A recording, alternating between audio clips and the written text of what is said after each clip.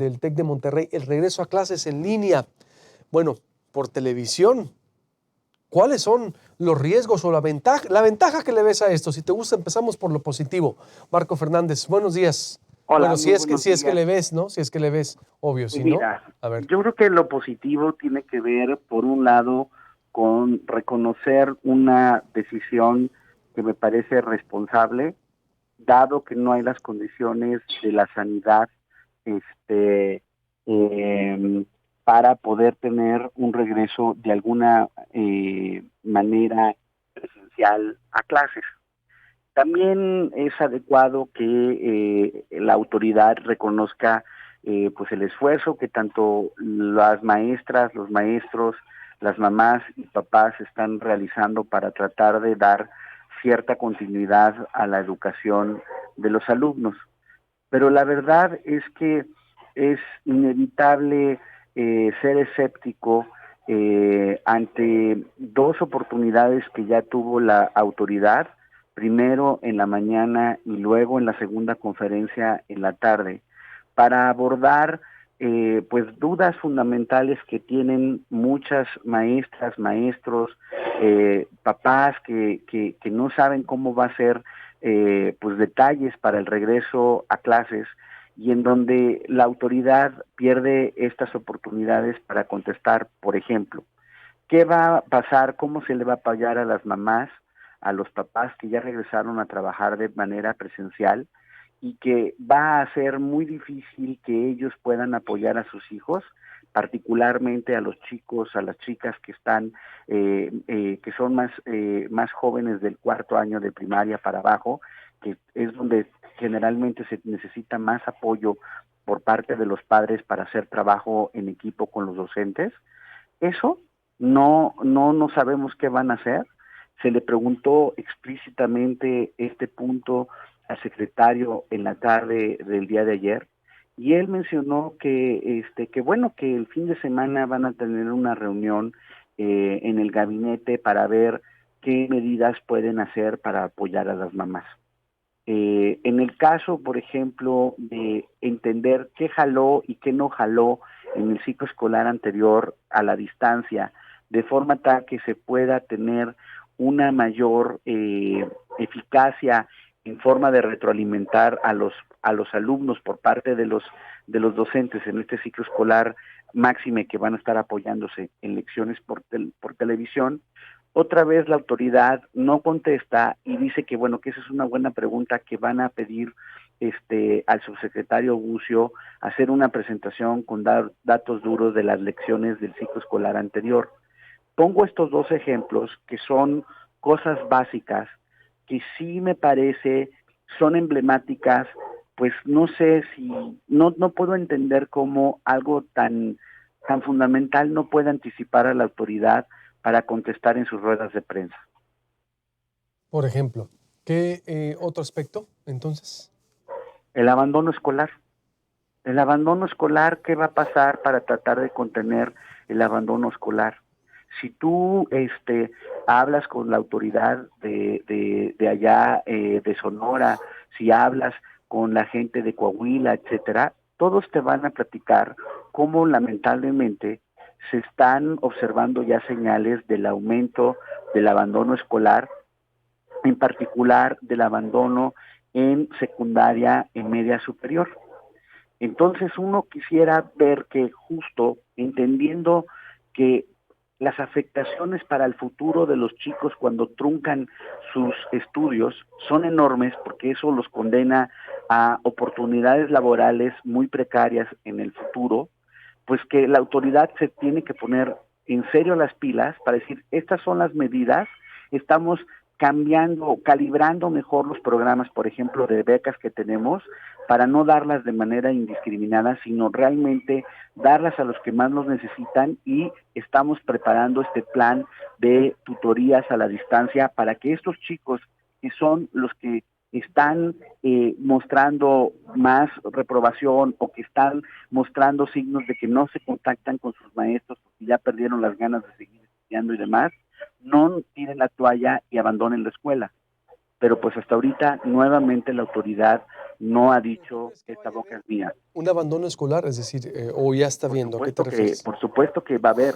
De hecho, primero hoy a nivel mundial, la UNESCO está hablando de cifras muy dramáticas de millones de alumnos alrededor del mundo que se teme que abandonen la escuela producto de la pandemia. Incluso hoy da cuenta el periódico El Universal que se calcula que al menos 1.200.000 alumnos están en peligro de abandonar la escuela en nuestro país, producto precisamente de la pandemia. Ya habíamos visto cómo, lamentablemente, incluso antes de la pandemia, en el caso de los chicos de media superior, al gobierno federal se le cayó por primera vez en estos 20 años del siglo XXI la matrícula. 95,000 chavos que debieron haber llegado a la media superior no llegaron. Eso a pesar de que triplicaron las becas, lo cual confirma lo que les habíamos advertido de que solo dar becas sin ton y son, sin acompañarlo de las medidas que mencioné hace unos momentos, no iba a jalar.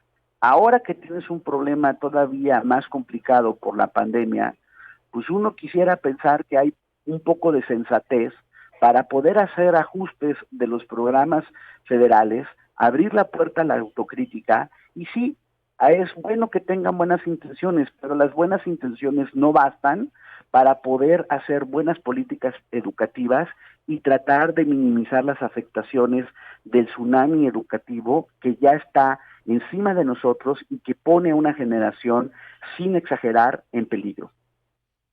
Bien. Y en cuanto al proceso cognitivo de aprendizaje, ¿tú crees que sea un desarrollo educativo que vaya a tener efecto sobre la formación del estudiante? Para todos los padres de familia que nos están escuchando, para los docentes que nos están sintonizando en estos momentos, muchos chavos que a lo mejor también nos escuchan, todos saben que hubo afectaciones en el aprendizaje, unos más, unos menos, de acuerdo a las condiciones socioeconómicas y por lo tanto también de capital humano en las familias, pero de que los hubo, los hubo.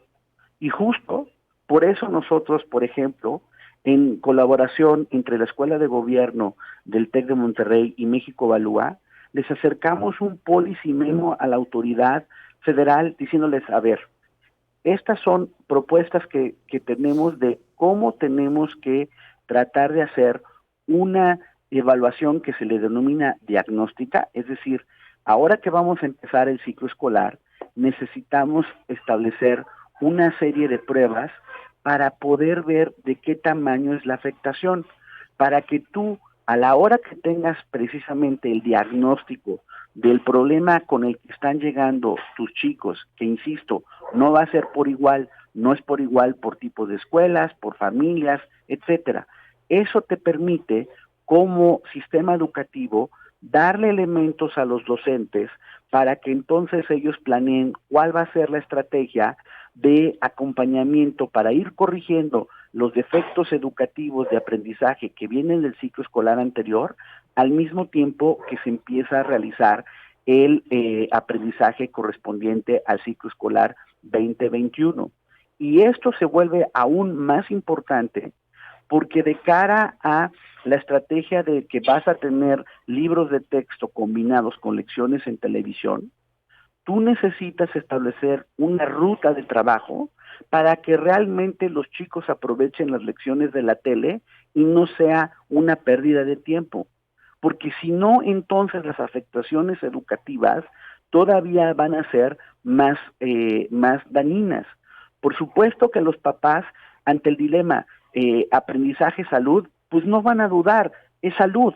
Pero una vez que se toma la decisión de que no hay las condiciones para regresar presencialmente, la segunda decisión es cómo le hago para que el aprendizaje sea lo mejor posible en esas circunstancias. Y eso no se hace a ciegas, eso no se hace a la borras, eso requiere que tengas estos elementos para que puedas tener mejores resultados educativos.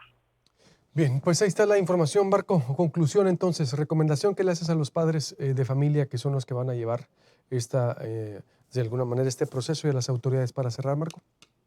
Pues en el caso, yo insisto que los papás en ese sentido sí tienen que alzar la voz para presionar a las autoridades del Estado, porque no va a venir de la Federación, de forma tal que ellos les puedan explicar, ok, lo vamos a hacer ya estamos teniendo esta ruta con los con los directores y necesitamos hacer corresponsabilidad, entender como papás, como abuelos, como tíos, que no vamos a poder echarle la pelota solo a los maestros y al sistema educativo. Corresponsabilidad implica que realmente hagamos equipo con todas circunstancias como las que nos enfrentamos, porque si no lo hacemos, Se corta, Marco, hagamos equipos de que se cortó, dice, la hagamos corresponsabilidad.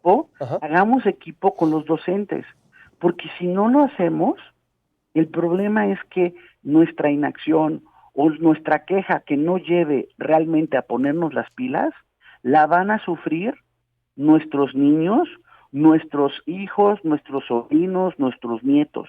Aquí podemos seguir todo el tiempo diciendo el gobierno, el gobierno, el gobierno. No, a ver, ya estamos en este problema.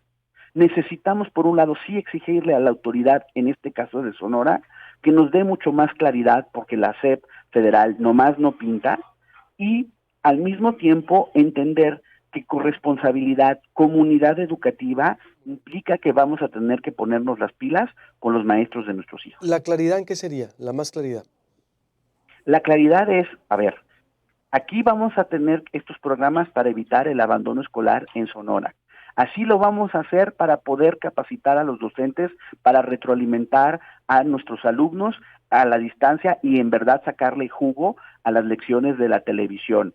Esto fue en Sonora, funcionó esto y la verdad, esto no jaló en el ciclo escolar anterior y lo estamos corrigiendo de tal o cual manera.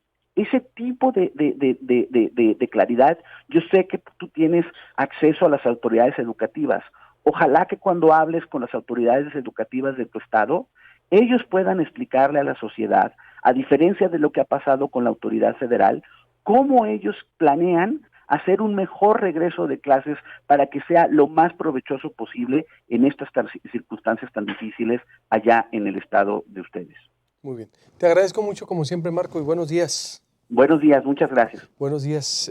Ahí sí, en efecto, en la primera plana del Universal dice, tras el cierre generalizado de planteles y la suspensión de actividades presenciales, el programa de las Naciones Unidas para el Desarrollo, PNUD, prevé que el COVID-19 tendrá impactos importantes en la continuidad de los estudios de los mexicanos y estima que 1.4 millones de estudiantes no regresarán a clases en el ciclo escolar 2020-2021.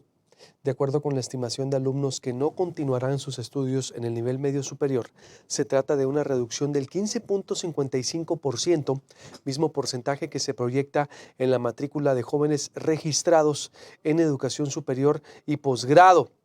Si bien no existen datos del comportamiento en la matrícula para el siguiente ciclo escolar a raíz del coronavirus, el ejercicio propuesto para este documento considera las estimaciones de la SEP sobre una posible pérdida en la transición de educación secundaria a la medida superior para el ciclo 2020-2021, equivalente en al menos 800,000 alumnos. Se perderían 800,000 estudiantes en el tránsito de secundaria preparatoria,